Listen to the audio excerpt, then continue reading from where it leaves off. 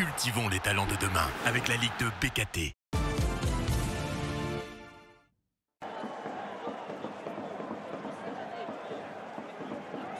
C'est en position de lanterne rouge que Bastia accueille Rodez. Avec 2 nuls et 4 défaites, les Corses sont à la recherche de leur premier succès et vont surtout tenter d'endiguer cette spirale de 2 défaites consécutives. Et l'entame de match est plutôt intéressante pour le joueur de Benoît Tavenot.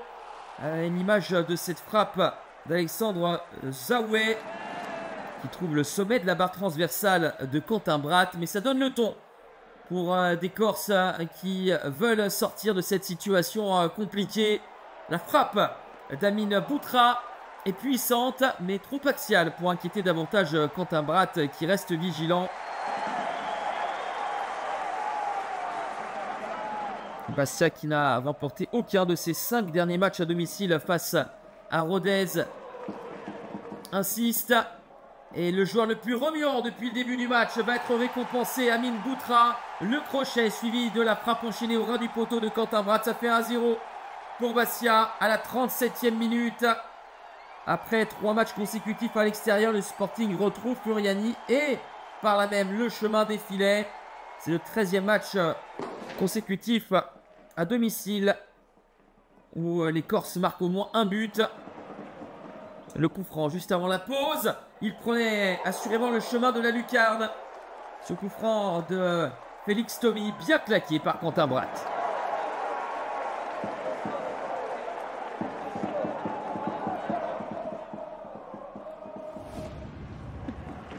La deuxième période avec des Bastiais toujours aussi mordants et toujours avec l'intenable Amine Boutra qui fausse compagnie à Clément Jolibois, obligé d'intervenir de manière illicite. Monsieur Leleu siffle un penalty, balle de 2-0 pour Bastia.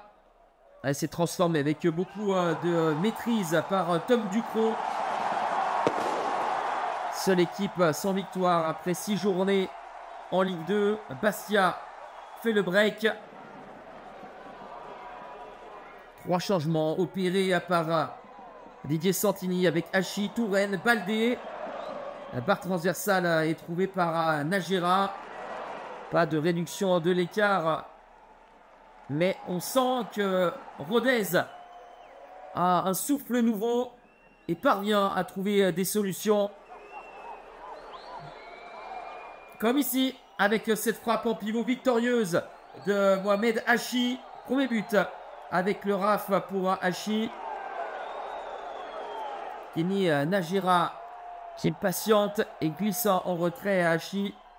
La frappe en pivot trompe Johnny Placide. 2-1. Les Corses qui avaient la main mise sur cette rencontre vont être rejoints à 2 partout à la 86e minute. Incroyable geste de Mathis Magnin, le défenseur suisse, qui place une aile de pigeon au premier poteau pour égaliser.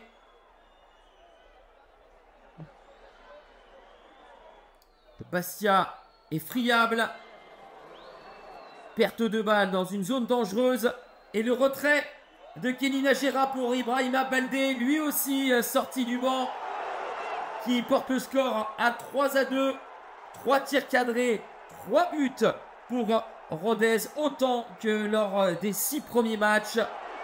Incroyable scénario à Furiani.